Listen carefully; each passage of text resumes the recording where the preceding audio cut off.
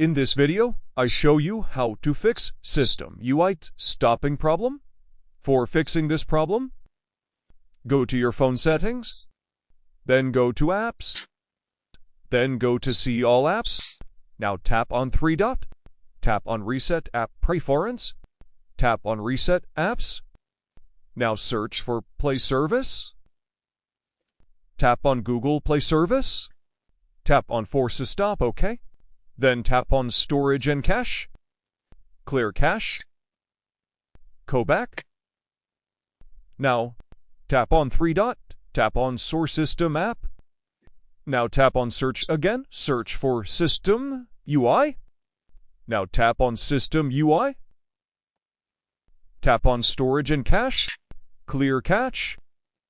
Then go back.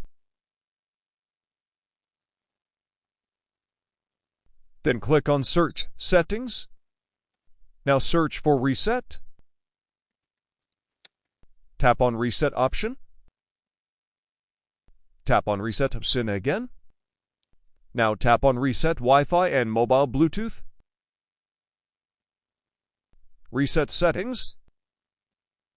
And tap on PIN code or password. Then tap on Reset Settings again. Now restart your phone.